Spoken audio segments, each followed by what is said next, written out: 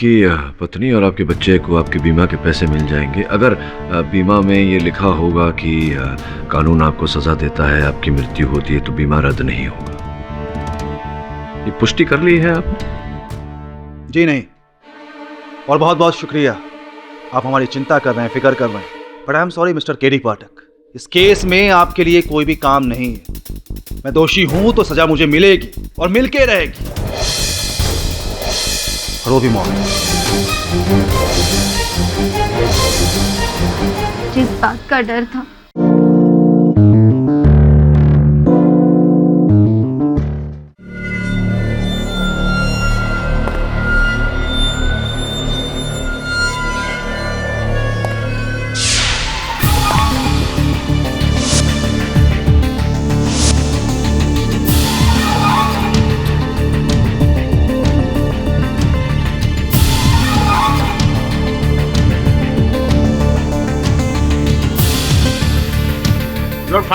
दफा हो जाओ इस ऑफिस से। सर प्लीज ऐसा मत कीजिए सर, इस काम के अलावा मेरे पास और कोई काम नहीं है। सर मेरी बीवी है, मेरी बच्ची है। सर एक मौका और दीजिए मुझे। मिस्टर दामले, ये ऑफिस मैंने समाज सेवा के लिए नहीं खोल रखा है, और यहाँ पर सैलरी आपको सेल्स टारगेट अचीव करने के लिए मिलती है, जो पिछले 6 महीने से आप नहीं कर पा रहे हैं, समझे? सर आप तो जानते हैं मुझे टाइफाइड हो गया था, मैं हॉस्पिटल में था काफी दिनों से, खर्चा भी भरने। देखो, मैं यहाँ पर तुम्हारा दुखड़ा सुनने के लिए नहीं बैठा हूँ। ये अपना टर्मिनेशन लेटर पकड़ो, निकलो यहाँ से। सर अरे I said get out. Sir please अपना रास्ता नापो। यू आर फायर्ड, दफा हो जाओ इस ऑफिस से। ये ऑफिस मैंने समाज सेवा के लिए नहीं खोल रखा है, मैं यहाँ पर तुम्हारा दुखड़ा सुनने के लिए नहीं बैठा हूँ, समझे?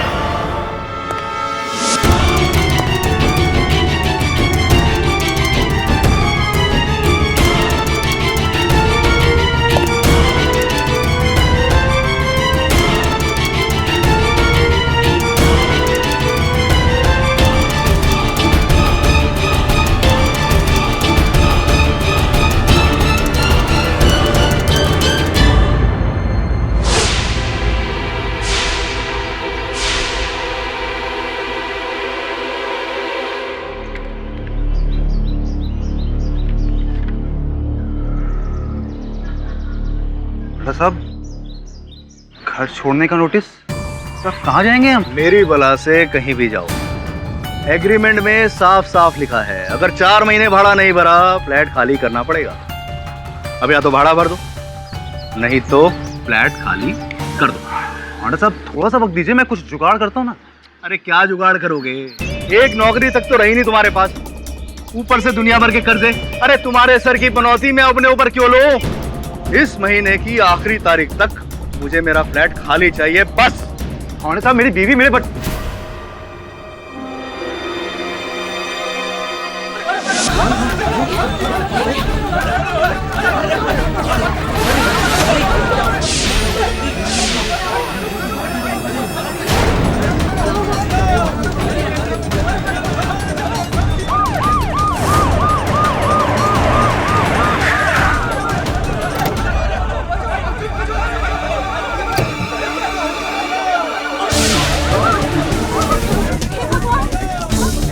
सुनो, नीचे आ जाओ यार, कूदो मत, हम आ गए तुम्हारी मदद के लिए। मदद? जब जरूरत थी तब तो कोई आया नहीं।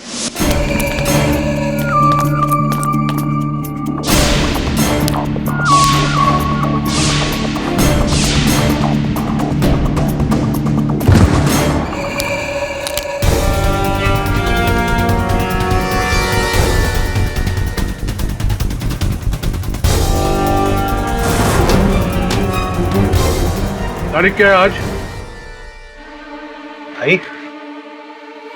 भाई मैं आपके पैसे बहुत जल्दी। तारीख बोल, तारीख, डेट। 4। तू क्या बोला था?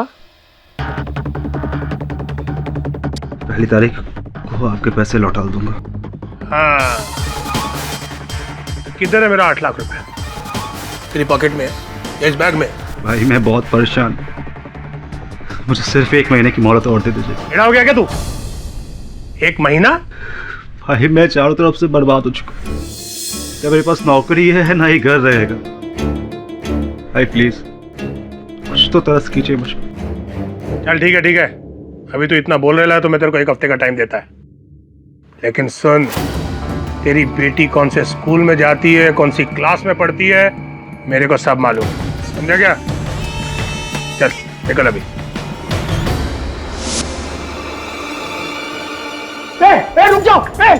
रुक जाओ वरना मैं कूद जाऊंगा। ठीक है हम लोग आगे नहीं बढ़ेंगे, लेकिन तुम कूदना नहीं। देखो अभय तुम्हारा नाम अभय है ना?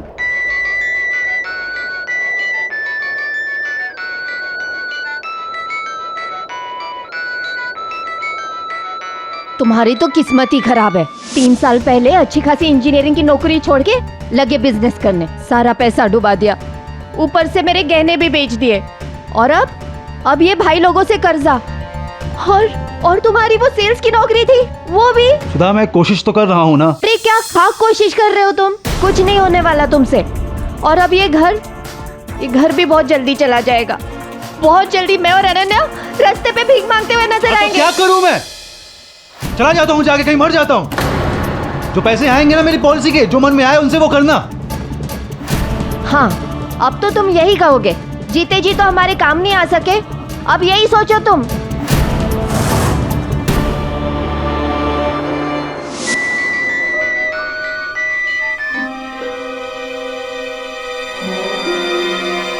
सुधा मैं वही कर रहा हूँ जो तुम चाहती थी।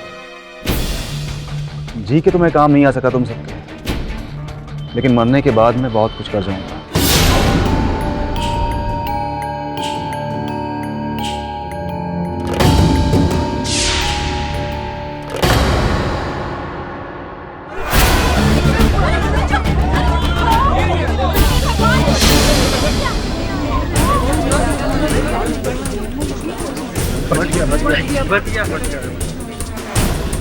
चल बेटा,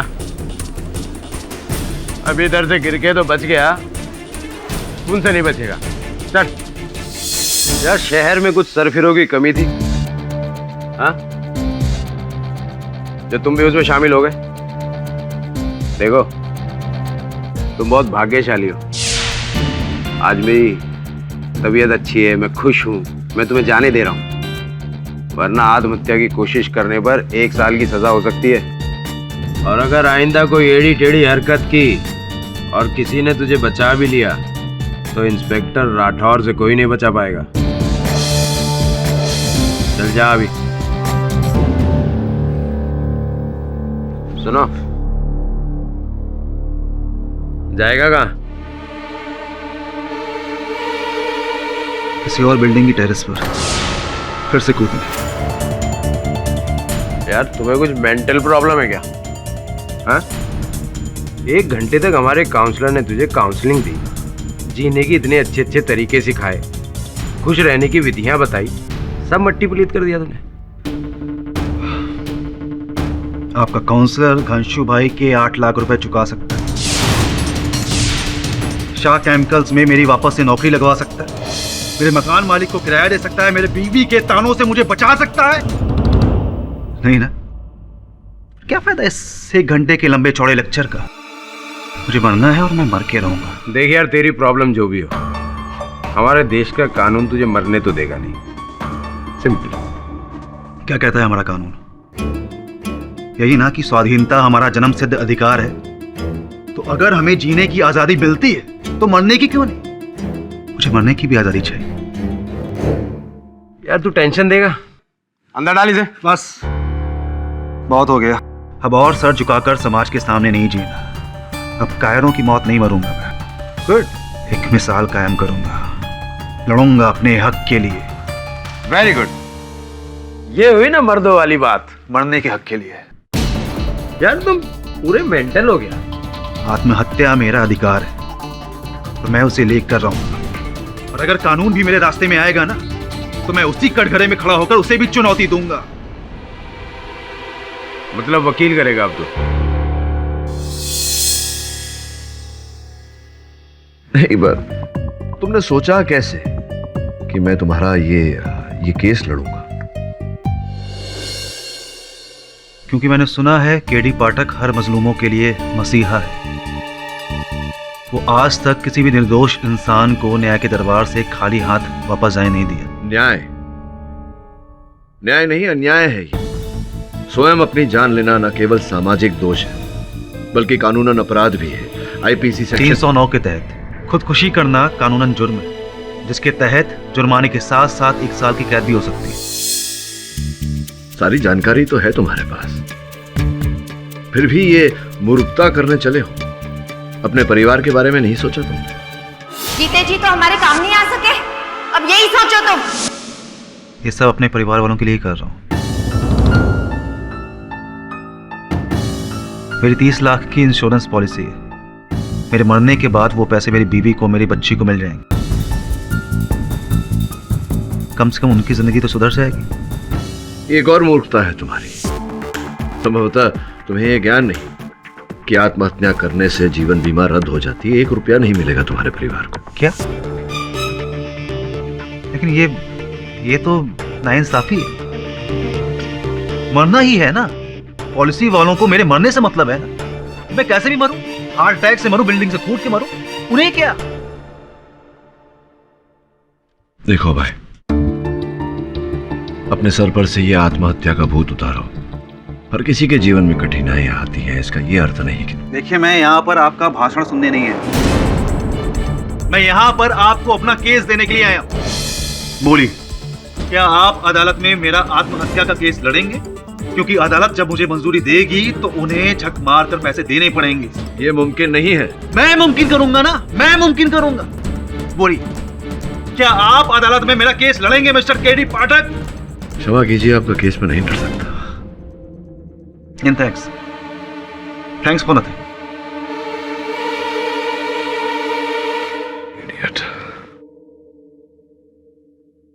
सर, ऐसा केस लड़ना पॉसिबल है? ये यूथनेसिया, मर्सी किलिंग, रहम की मांग, ये ऐसी दलीलें तो की गई हैं अदालत में वरुण, किंतु हर बार अदालत इन्हें रद्द कर देती है।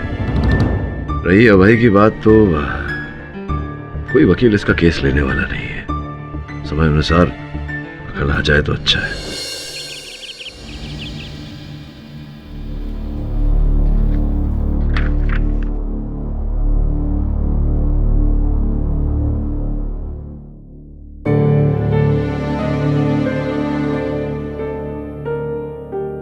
क्या हुआ? हाँ, कुछ नहीं। क्या है ये पेपर्स? ये ऑफिस के पेपर्स। तो फिर छुपा क्यों रहे हो? दिखाओ।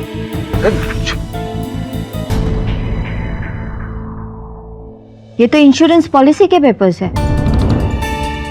हाँ, तो क्या हुआ? देख नहीं सकता क्या? लाओ वापस दो। अभय, तुम्हारा इरादा क्या है? कुछ भी नहीं।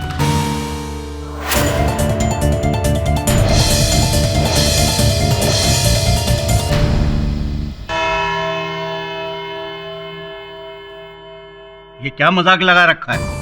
आप कानून से इजाजत चाह रहे हैं आत्महत्या करने के लिए, और चूंकि मुंबई पुलिस आपको रोक रही है इसलिए आपने मुंबई पुलिस पर दावा ठोक दिया। जी, और मैं अपने केस की पैरवी खुद करूंगा। कौन सा केस?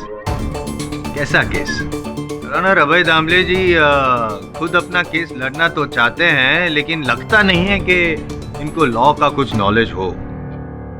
अभय जी, बता दूं आपको कि आईपीसी सेक्शन 309 के तहत आत्महत्या एक अपराध है। जान लेना, चाहे वो किसी और की हो या अपनी, दंडनीय अपराध है।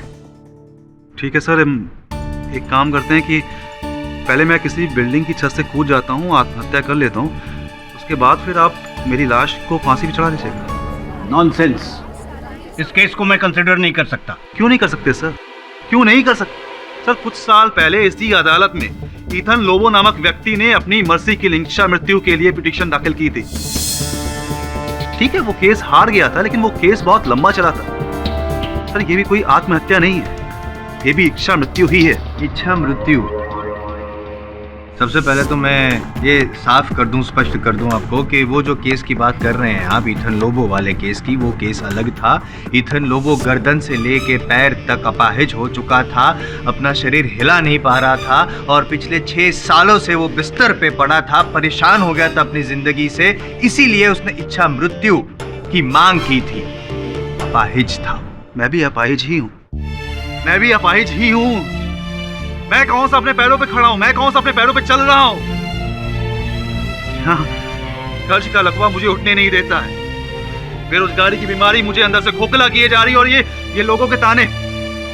मिस्टर अभय दामले, ये अदालत आपकी जातियों और आपकी जहनी मुश्किलात को समझती है और आपसे सहानुभूति भी रखती है, लेकिन आपके आत्महत्या के फैसले को किसी भी तरह सराह नहीं सकती, वरना तो हर दूसरे दिन कोई ना कोई खड़ा हो जाएगा यही रोल ना लेकर। इसलिए ये अदालत आपके केस को रद्द करते हुए आपको कड़ी हिदायत देती है कि आप अपनी जान का सम्मान करें और अपनी मुश्किलों का सामना करें। The case is dismissed. Sir, case तो अभी शुरू हुआ है।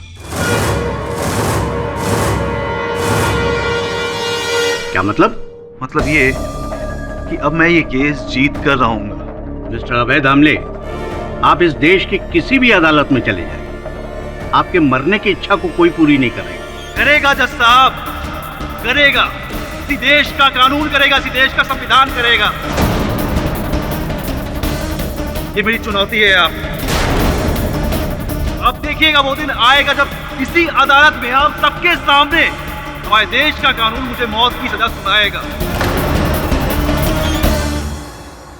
इसलिए मैंने बोला था कि केस अभी शुरू हुआ।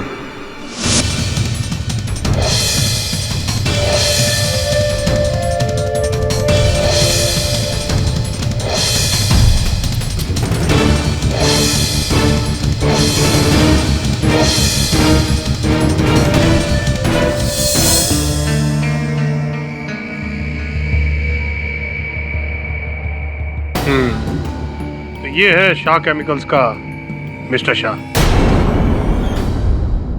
अभय, ये क्या पागलपन है? मुझे डर लग रहा है तुम कहीं अपने आप को कुछ। अपनी जान ना ले लूं, यही ना? हाँ, वैसे सही तरीका है। 1000 तरीके होते हैं खुद की जान लेने के। मार लूंगा अपने आप को, कोई रोक भी नहीं पाएगा। नहीं, अब नहीं सुधरा। बहुत जिंदगी गुजार ली बुज़दिलों के जैसे, बहुत सर झुका लिया समाज के सामने, पर अब नहीं। अब जीऊंगा तो सर उठा के। मतलब क्या करने वाले हो तुम? आखिर तुम्हारा इरादा क्या है? देखो अभय, अब जो भी मुश्किलें आएंगी ना, हम दोनों मिलके उसका सामना करेंगे। देखो तुम ऐसे करोगे ना तो हम टूट जाएंगे। वादा करो मुझसे, वादा करो कि तुम कोई गलत काम नहीं करोगे। Promise me. पापा, मुझे नया पेंसिल बॉक्स चाहिए, पुराना वाला टूट गया। ठीक है बेटा, अभी मैं ऑफिस जाऊंगा तो आपके लिए नया सा पेंसिल बॉक्स लाऊंगा, अच्छा वाला। ठीक है, जाइए आप टीवी देखिए। पक्का लाओगे ना पापा? पक्का। ऑफिस? कौन सा ऑफिस अभय? शाह केमिकल्स। मिस्टर शाह से कुछ पुराना हिसाब बाकी है। आप मेरे लिए पानी गर्म कर दीजिए नहाने का।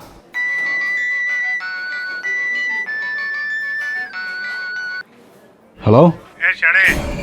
हेलो बोलने के लिए ज्यादा दिन बचेगा नहीं तू। मिल जाएगा। कब भी हो जाएगा? बहुत जल्द।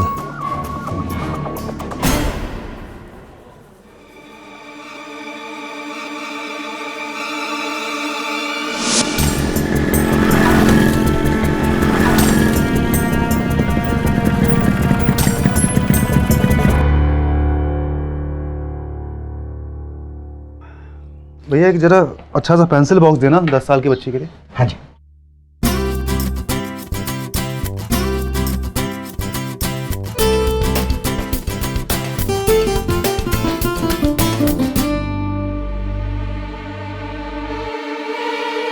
अरे बेफिक्र रह तू, जैसा बोला वैसा ही चोएगा।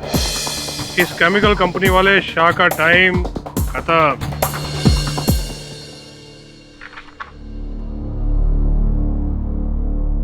ये फिगर तुमने टैली किया दामोदरन? तुम तो डुबाओगे मुझे। चार जगह एरर आ रहा है। Sorry sir. क्या सॉरी? किस बात की सॉरी? कौन? तुम? Good morning sir. अब तुम क्या लेने आए हो? सर बस 2 मिनट, कुछ बात करनी थी आपसे। दामोदरन तुम जाओ।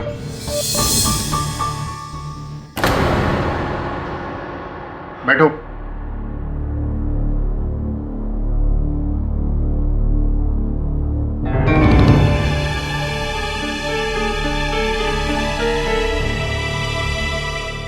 सर आपने मेरा अकाउंट ठीक से क्लियर नहीं किया। जैसा कि आप जानते हैं, नौकरी से निकालने से पहले आपको 2 महीने का नोटिस देना चाहिए, या फिर 2 महीने की सैलरी। सर नोटिस तो मुझे मिला नहीं, तो मेरी सैलरी बनती है। और पिछले 6 महीने का सेल्स टारगेट जो तुमने अचीव नहीं किया, उसका क्या? कौन भरेगा उसको? कोई सैलरी नहीं मिलेगी तुम्हें। सर देखिए ये गलत है। कंपनी के रूल्स के मुताबिक ये मेरी कंपनी है, मैं इसके जब चाहे रूल बदल सकता हूँ, और कोई पैसे नहीं मिलेंगे तुझे। चलो दफा हो यहाँ से। बबलू। सर देखिए आप गलत कर रहे हैं। सर मैं पुलिस में जाऊंगा, निकाला से। कंप्लेन करूंगा, कोर्ट तक लेकर जाऊंगा आपको, छोड़ूंगा नहीं मैं। अबे जा यहाँ से, बहुत देखे तेरे जैसे। 1 मिनट, हाथ छोड़ो, जा रहा हूँ।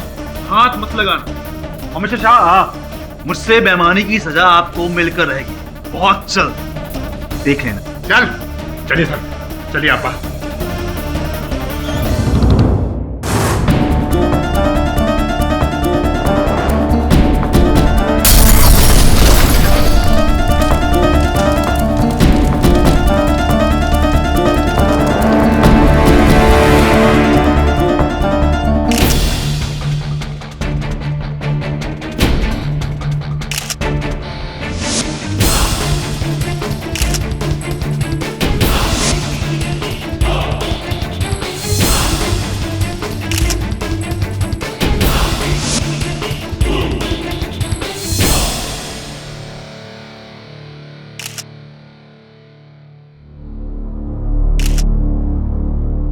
लगता है बॉम्ब इसी लैपटॉप बैग में था। किसका बैग हो सकता है ये? आज चांदीवली के Shah and Shah chemical company के मालिक मिस्टर नरेंद्र शाह के ऑफिस में एक लैपटॉप में रखे बॉम्ब के फटने से मिस्टर शाह की मौत हो गई, और उसी ऑफिस के 8 कर्मचारी बुरी तरह से जख्मी हो गए। पुलिस का कहना है कि ये बॉम्ब उसी कंपनी के पुराने कर्मचारी अभय दामले ने रखा था मिस्टर शाह से बदला लेने के लिए। अभय इस समय पुलिस की हिरासत में है। ये तो वही आदमी जो आपके पास आत्महत्या का केस लेकर आया था। अपनी जान ले नहीं सका, अब औरों की जान ले रहा है। सब पागल आदमी है। पागल है या क्या वो सर? वो अभय जान गया था कि आत्महत्या करने से उसका जो जीवन बीमा है वो रद्द हो जाएगा, उसके परिवार को रुपया नहीं मिलेगा। ऐसा करने से तो उसे कानूनन सजा होगी। अगर उसके जीवन बीमा में ये वाक्य नहीं है, फिर तो रुपए मिलेंगे उसके परिवार को। तू समझ रहा है? सर आपको लगता है कि अभय ने मिस्टर शाह को इसलिए मारा ताकि उसे मौत मिल सके? Right. Sir this is crazy. किसी और को मारकर खुद मरना। क्रेजी तो है वरुण, लेकिन सरफिरे लोग क्रेजी बातें ही करते हैं।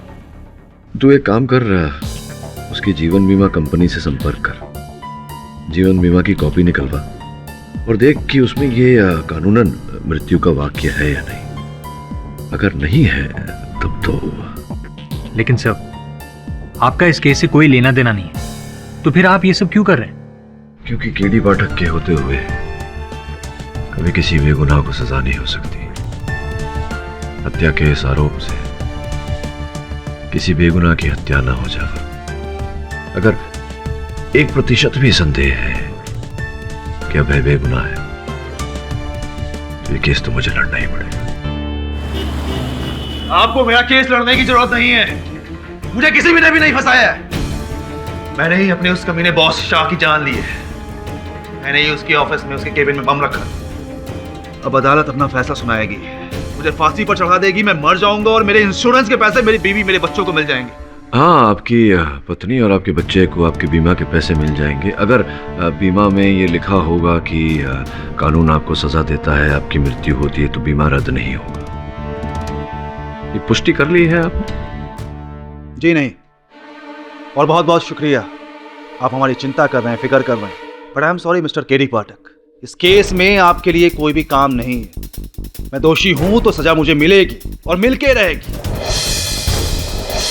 और वो भी मौत। जिस बात का डर था वही हुआ। आखिर अभय ने ऐसा क्यों किया? पैसा तो इंसान फिर से भी कमा सकता है, पर एक बार जान चली जाए तो इस सब की कसूरवार सिर्फ मैं ही हूँ। मैंने अभय को कभी सपोर्ट नहीं किया, हमेशा उससे कोसती रही। अभय शायद ये जानता नहीं है कि वो हमारे लिए सब कुछ है, सब कुछ।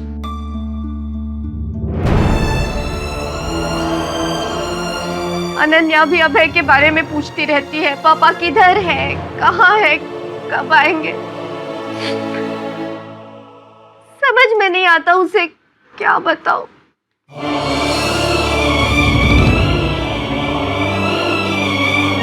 तो जो भी हुआ बहुत बुरा हुआ, लेकिन अब इसमें हम क्या कर सकते हैं? दोषी तो अभय है और अदालत में अपना जुर्म भी मान लेगा और बस केस खत्म। बस अब काश वो एक बार अपनी बीवी और अपनी बेटी के बारे में सोच लेता। उसकी बेटी तो आज भी सोचती है कि उसके पापा उसके लिए एक नया पेंसिल बॉक्स लेकर आएंगे। Pencil box? हाँ सर, अभय ने अपनी बेटी से वादा किया था उस दिन वो उसके लिए एक नया पेंसिल बॉक्स लेकर आएगा। Pencil box?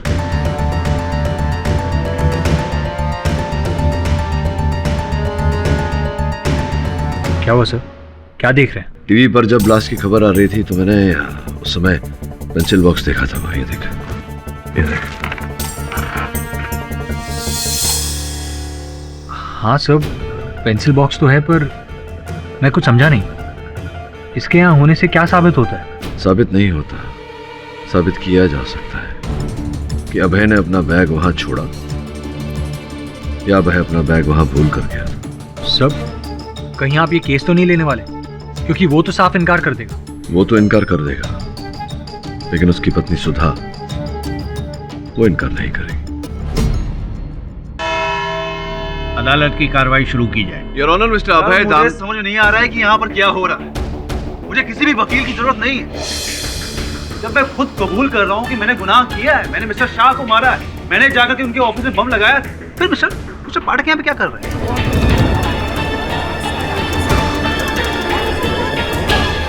Order, order, silence in the court. Mister Damle, Bharat का संविधान कहता है कि आरोपी कितना भी बड़ा हो, अदालत में उसे अवसर मिलना चाहिए अपना पक्ष रखने का। आप चाहें या ना चाहें, किसी न किसी को तो आपकी पैरवी करनी ही है। आप ही क्यों? मुझे आपकी पत्नी सुधा जी ने नियुक्त किया है और उन्हें ऐसा करने का पूरा अधिकार है मिस्टर। करेक्ट अधिकार तो है। अब यहाँ पे आ गए हैं तो केस लड़ लीजिएगा, लेकिन आई एम सॉरी टू से पहली बार ऐसा होगा पाठक साहब कि इस अदालत में आपके होने या ना होने से कोई फर्क नहीं पड़ता। अच्छा? हाँ, ये आपको शायद पता नहीं है, पिछली बार जब आप यहाँ नहीं थे, जब यहाँ पे इनके मतलब मिस्टर दामले के आत्महत्या का केस चला था, तब इन्होंने खुली अदालत में सबके सामने कहा था, नहीं योर ऑनर कहा नहीं था, अगर मुझे याद आ रहा है चुनौती दी थी। ये मेरी चुनौती है आप। अब देखिएगा वो दिन आएगा जब इसी अदालत में हम सबके सामने हमारे देश का कानून मुझे मौत की सजा सुनाएगा।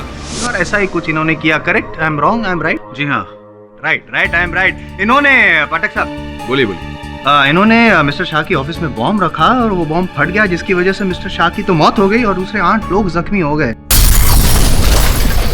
और ऑनर, ऐसा अपराध तो सिर्फ सजा के पात्र है और सजा है मौत। अफसोस पाठक जी, चुनौती जीत गए। योर ऑनर, मुझे शंका है कि उसी चुनौती की आड़ लेकर इस समय मिस्टर दामले अदालत में झूठ बोल रहे हैं। अच्छा, कैसा झूठ? इन्होंने मिस्टर शाह को नहीं मारा। सर मैं झूठ क्यों बोलूंगा? मिस्टर शाह ने मुझे नौकरी से निकाल दिया था, मेरे पैसे रोक लिए, मैं नफरत करता था उनसे, इसलिए मैंने उन्हें मारा, उनके ऑफिस में बॉम्ब लगा कर। ये बताइए मिस्टर दामले कि वो विस्फोटक पदार्थ, वो बम आप कैसे लेकर गए थे, कैसे रखा आपने वहाँ? अपने लैपटॉप के बैग में डालकर। आपके लैपटॉप के बैग में डालकर। विस्फोट के बाद आपके लैपटॉप बैग में से एक और वस्तु बरामद हुई है, ये पेंसिल बॉक्स। पहचानते हैं आप इसको? आप ही ने खरीदा था उसी दिन, संभवतः अपनी बेटी अनन्या के लिए खरीदा था या नहीं?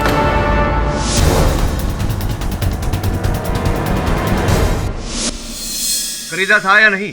जी, मैंने ही खरीदा था सर। अब कृपया अदालत को बताएं कि जब आप जानते थे कि आपके लैपटॉप बैग में बम रखा हुआ है जो फटने वाला है, विस्फोट होने वाला है, उसी के साथ आपने अपनी बेटी के लिए खरीदे हुए भेंट को रखा, ये जानते हुए कि वो भेंट भी नष्ट हो जाएगा, ऐसा आपने क्यों किया? इसमें पूछने वाली कोई बात ही नहीं है, ये कॉमन सेंस वाली बात है। इसमें सोचना क्या और पूछना क्या? अब सोचने वाली बात तो सोचने वाले ही सोच सकते हैं मिस्टर जायसवाल, कि इनके स्थान पर अगर मैं होता या आप भी होते, अगर आपने अपनी बेटी के लिए भेंट खरीदा होता तो वो भेंट विस्फोटक पदार्थ के साथ न रखते, ताकि उसे घर ले जाकर अपनी बेटी को देख अपनी बेटी के मुख पर खुशी देख पाते। जिस आदमी ने बॉम्ब रखने से पहले अपनी बेटी की खुशी के बारे में नहीं सोचा, वो बॉम्ब रखने के बाद पेंसिल बॉक्स खरीद के क्या खुशी के बारे में सोचेगा अपनी बेटी की? अब ये सोचिए कि इन्होंने अपनी बेटी के बारे में सोचा ना होता तो ये पेंसिल बॉक्स अंततः खरीदा क्यों? I don't believe this, पाठक साहब। एक पेंसिल बॉक्स के बिना पे आप इन्हें अक्यूज्ड बॉक्स से बाहर निकलवाना चाहते हैं, बेगुनाह साबित करवाना चाहते हैं? जी, क्योंकि मुझे कोई संदेह नहीं अपने मन में कि ये निर्दोष है। आपको ही ऐसा लगता है कि मुझे नहीं मालूम था कि उस बैग में बॉम्ब था? और केवल कह नहीं रहा, अदालत में साबित भी करूंगा। नॉनसेंस सर, बैग में बॉम्ब मैंने खुद रखा था। चलिए तो बताइए कैसा था वो बॉम्ब? मतलब रंग, रूप, आकार, प्रकार, वजन कितना था बम का? कहाँ से आपने प्राप्त किया उस बम को? कितना मूल्य चुकाया आपने उस बम के लिए? बताइए ना कुछ, बताइए। वो बोलिए ना। वो मैं कुछ बोल। पाठक साहब, क्या है ना, आम खाने के बाद पेट गिरने से क्या फायदा होगा, है ना? आम तो गया काम से, और इनके बॉम्ब विस्फोट की वजह से एक आम आदमी भी मर गया, वो भी गया काम से। जब ये खुद कबूल कर रहे हैं योर ऑनर कि इन्होंने अपराध किया है, फिर आप कैसे बात बदल सकते हैं? चलो मान लो कि आपको केस लड़ना ही है, इनको बचाना ही है, शौक से कीजिए, आप बचाने की कोशिश कीजिए, और मैं ये साबित कर दूंगा कि इन्होंने ही वो बॉम्ब विस्फोट किया था, इन्होंने ही वो बॉम्ब रखा था मिस्टर शाह की ऑफिस में, जिसकी वजह से मिस्टर शाह मर गए और 8 आदमी लोग जख्मी हो गए। साबित करेंगे 10 मिनट में। योर ऑनर, मैं अपने पहले गवाह शाह केमिकल्स के अकाउंट मैनेजर मिस्टर दामोदरन को यहाँ कटघरे में बुलाना चाहता हूँ। दामोदरन जी, जब बॉम्ब फटा आप कहाँ थे? सर, मैं बॉस के केबिन से 1 मिनट पहले निकल गया था, और 1 मिनट वहाँ रुक जाता तो शायद बॉस के साथ मैं भी। मिस्टर दामोदरन, कहीं ऐसा तो नहीं कि आप जानते थे कि मिस्टर शाह आपके बॉस के कैबिन में बॉम्ब रखा गया, इसीलिए आप 1 मिनट पहले ही वहाँ से निकले? नहीं सर, मुझे कैसे पता होगा? बॉम्ब तो ये लाया था अपने साथ, अपने बैग में। मेरे पास तो कोई बैग भी नहीं था। करेक्ट, और जेब में तो हम बॉम्ब ला नहीं सकते ना, विस्फोटक है। अगर ये बताइए कि आपने ये दामले जी को बॉम्ब लाते हुए देखा था? जी हाँ, एक काले रंग का लैपटॉप का बैग था, और जब ये केबिन से बाहर निकले तब इनके हाथ में कोई बैग नहीं था। तब क्यों नहीं टोका आपने इन्हें? क्यों नहीं बताया इन्हें कि अपना बैग भूल गए हैं वहाँ? मैं टोकने वाला था। होता है, टेंशन में ऐसा ही होता है। चुके योर ऑनर, एक और इंसान है जिसने दामले जी को वो लैपटॉप वाला बैग जिसमें बॉम्ब था वो वहाँ पे छोड़कर जाते हुए देखा था। ऑफिस का चपरासी बबलू। हाँ साहब, दामले साहब उस दिन ऑफिस में आए, मैंने इनको अंदर भेजा था। इनके हाथ में काले रंग का बैग था, थोड़ा घबराए हुए थे और बैग को कस के पकड़ा था साहब। ये बताइए कि जब आप इन्हें बाहर लेके गए तब बैग इनके साथ में था? नहीं साहब, तब नहीं था। बबलू जी, आपने भी भाई जी को सचेत नहीं किया इनके बैग के बारे में कि अपना बैग भूल कर जा रहे हैं वहाँ? क्यों साहब? मुझे लगा कि ये ऑफिस में ये बैग छोड़ने के लिए आया, उस बैग में बॉम्ब है मुझे ये नहीं पता था। पता होता तो साहब उस समय इनको पकड़ लेता। अच्छा अच्छा अच्छा, तो विस्फोट में वहां उपस्थित सारे लोग घायल हुए, आपको कहीं कोई चोट नहीं आई है? ये कैसे हो गया?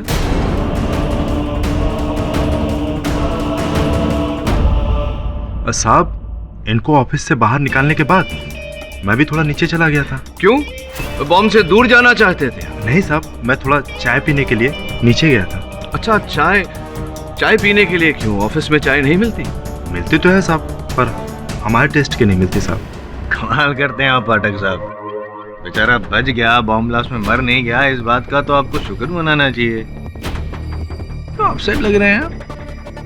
शायद अब भी आपको लग रहा है कि आपके मुवक्किल अभय दामले ने उस लैपटॉप बैग में बॉम्ब नहीं रखा, उसकी वजह से बॉम्ब ब्लास्ट नहीं हुआ। चलो कोई बात नहीं, आपकी इस शंका का भी समाधान कर देते हैं।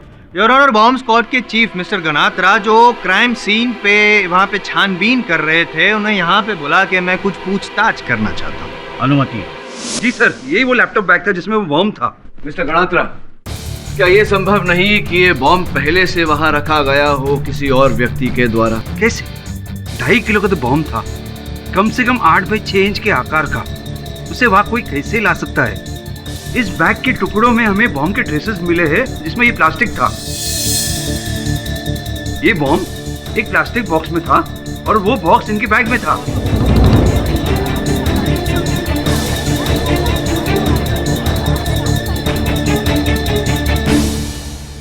जी ये बिल्कुल सही कह रहे हैं, बॉम्ब मेरे ही बैग में। 100 बार मैं ये बोल चुका हूँ। एक झूठ को 100 बार दोहराने से वो सच नहीं बन जाता मिस्टर दामले। अरे कौन सा सच जानना चाहते हैं? यही ना कि मैंने बॉम्ब कहां से हासिल किया था। तो सुनिए, वो बॉम्ब मैंने बोरा बाजार जाकर दिलावर भाई से कुछ 11,500 रुपए में खरीदा था।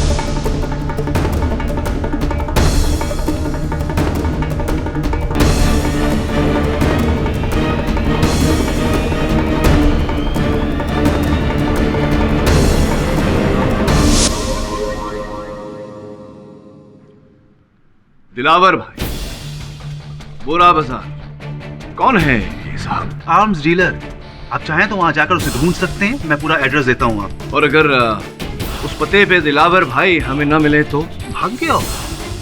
रही बात बॉम्ब के होलिये की, तो कुछ लाल पीले रंग का बॉम्ब था, 8x6 इंच का, और 2.5 किलो के आसपास उसका वजन था। मिस्टर दामले, ये बात आप मिस्टर गणात्रा की बात सुनकर दोहरा रहे? अच्छा ठीक है, साबित कीजिए। झूठ बोल रहे हो तुम अभय, और ऐसा करके 2 अपराध कर रहे हो तुम। एक अपने और अपने परिवार के साथ, दूसरा मिस्टर शाह के साथ, उनके असल हत्यारे को बचाकर। तो साहब, हत्यारा मैं हूं और कोई नहीं। मुझे समझ नहीं आ रहा है कि आपने अब तक फैसला सुनाया क्यों नहीं। सारे सबूत ही हैं। मेरा बैग है, मेरा बॉम्ब है, मेरी दुश्मनी है। प्रोसिक्यूशन वही बोल रहा है, सारे गवाह वही बोल रहे हैं। सिर्फ मिस्टर पाठक के कहने से सच्चाई बदल नहीं जाएगी। मैं किलर हूं, मैंने खून किया है, मुझे फांसी मिलनी चाहिए जज साहब, मुझे फांसी मिलनी चाहिए। झूठ पे झूठ बोले जा रहे हो तुम।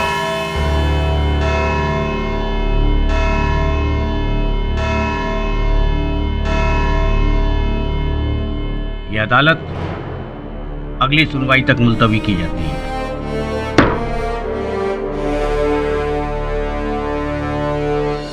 तो आपको अभी भी लगता है अभय ने वो बॉम्ब नहीं लगाया था वहां? हाँ वरुण, ऐसा ही लगता है।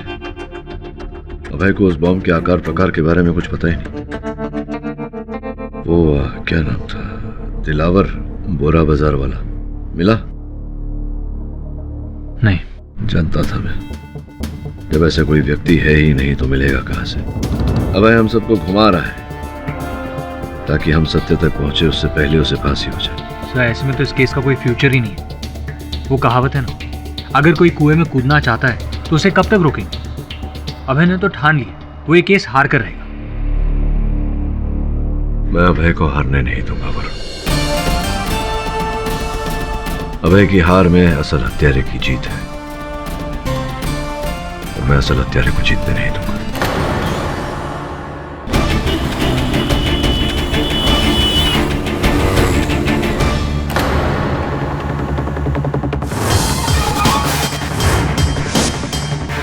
पूरे तो है ना?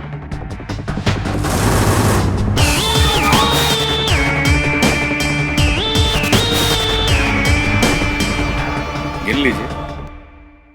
अब आप बोल रहे हो तो ठीक है। एक बात तो है, अपन को लाखों रुपया दे करके करोड़ों रुपए का फायदा आपने भी कमाया है। फायदा तो आपको भी हुआ है।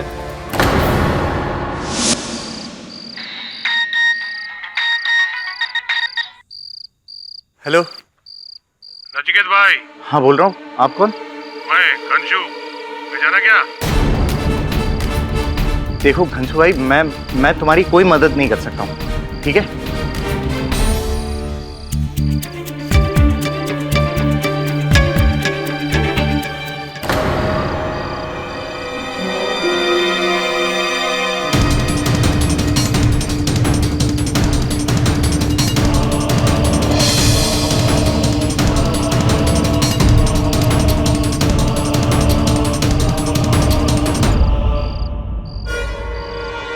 तुझे घंशू भाई का फोन नहीं कट करना चाहिए था।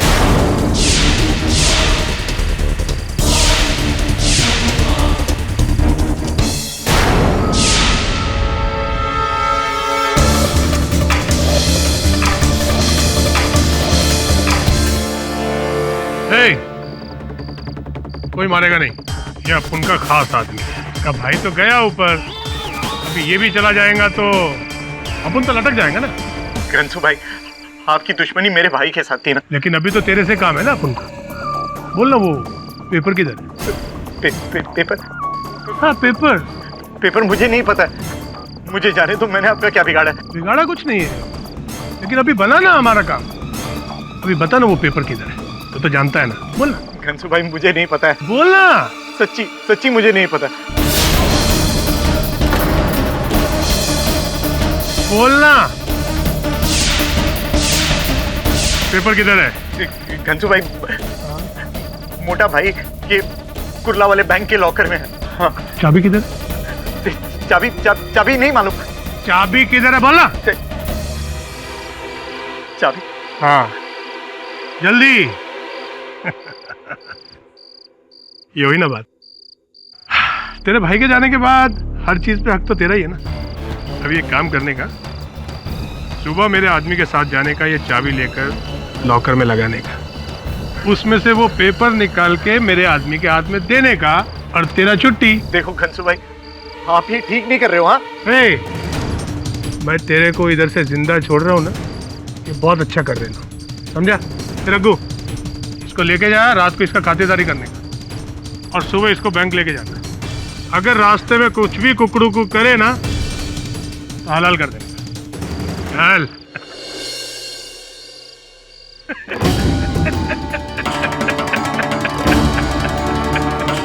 अंडा, मैं तेरे लिए क्या क्या कर रहा हूँ यार।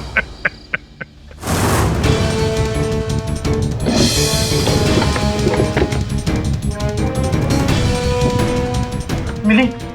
ढूंढ रहा हूँ, मिल नहीं रही। किस रंग की थी फाइल? अरे ढूंढ ढूंढ जल्दी ढूंढ। ऑरेंज ऑरेंज ऑरेंज कलर की।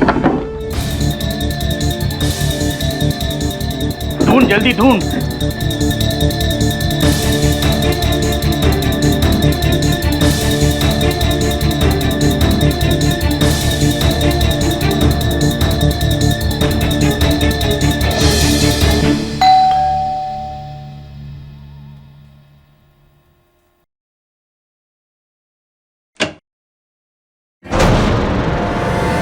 हांडा जी, आप देखिए, मैं आपका किराया मांगने कौन आया है?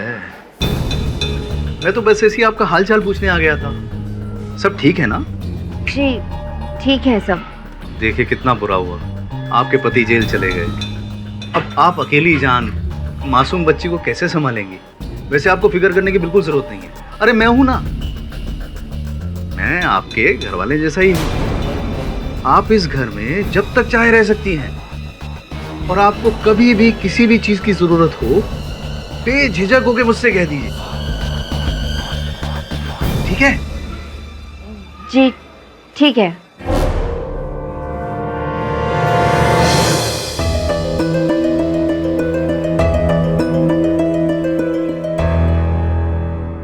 यहाँ क्या लेने आया? अब कुछ नहीं मिलने वाला है। तुम ये केस हार चुके हो। हाँ जानता हूँ, लेकिन तुम्हारा वकील होने के नाते सोचा अदालत का निर्णय तुम्हें सुना दूं, इसलिए आया था। पर वो तो अगली सुनवाई में होने वाला है। हाँ, अगली सुनवाई में, लेकिन अब तुम इकबाल जुर्म तो कर ही चुके हो। तुम भी जानते हो, मैं भी जानता हूं कि अदालत क्या फैसला सुनाएगी। फांसी।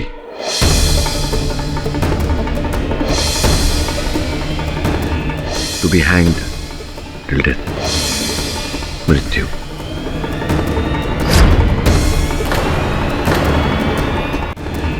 To be hanged till death, मृत्यु।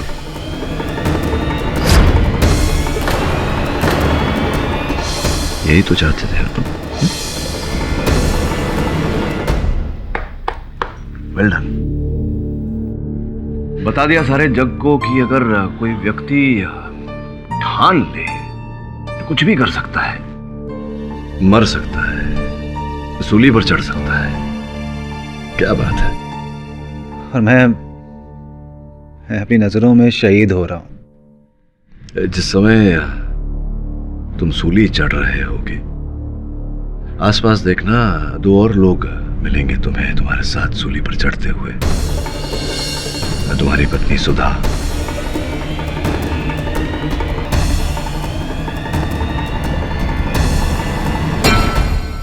और तुम्हारी पुत्री अनन्या। मुझे नया पेंसिल बॉक्स चाहिए, पुराना वाला टूट गया। क्योंकि भैया तुम ही हो उनके लिए सब कुछ, है ना? उनका अतीत, उनका भविष्य, उनका जीवन तुम ही हो उनके लिए। और जब जीवन ही नहीं रहा तो फिर सब कुछ मौत के बराबर ही है। क्या कहा था तुमने? शहीद। शहीद वो होता है जो देश के लिए अपना जान दे, किसी विशेष उद्देश्य के लिए अपने प्राण दे। शहीद का परिवार सर ऊंचा करके, छाती तान के घूमता है, चर्चा होती है शहीद की। और ऐसे जिंदगी से डरकर भागने वाले को शहीद नहीं, डरपोक कहते हैं। और फिर तुम तो चले जाओगे यार। तुम्हारी पत्नी सुधा का क्या होगा? मोहल्ले वाले ताना तो देंगे ना, खूनी की पत्नी। बड़ी जिल्लत भरी जिंदगी जीनी पड़ेगी उसे। और तुम्हारी प्यारी सी बच्ची, स्कूल में उसकी सहेलियां क्या कहेंगी उनसे? क्या करते थे तुम्हारे पिताजी? तो कहेगी मेरे पिताजी बम से लोगों को उड़ाते थे, टेररिस्ट थे, आतंकवादी। कितनी जिल्लत सहनी पड़ेगी। कहां जा रहे हो?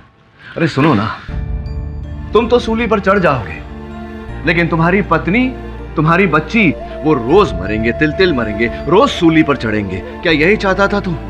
यही चाहता था तू? लेकिन मेरी पॉलिसी के पैसे। हाँ, पैसे पैसे पैसे तो मैं भूल ही गया। पॉलिसी के पैसे, पैसे तो मिल जाएंगे उन्हें, लेकिन क्या लगता है तुझे वो गर्व से खर्चेंगे पैसे? अनन्या उन पैसों से गुड़िया खरीद कर लाएगी ना, और गुड़िया से बात करेगी, कहेगी ये मेरे पिता ने खून किए थे, उससे पैसे मिले, उससे तुम्हें खरीद कर लाई हूं, खूनी थे मेरे पापा। अगर अनन्या तुझसे आकर पूछे कि बापू क्या तुम हत्यारे हो, क्या खून किया तुमने, क्या कहोगे तुम अनन्या से? क्या कहोगे तुम अनन्या से? कहोगे खूनी हूं मैं? हाँ, क्या कहोगे?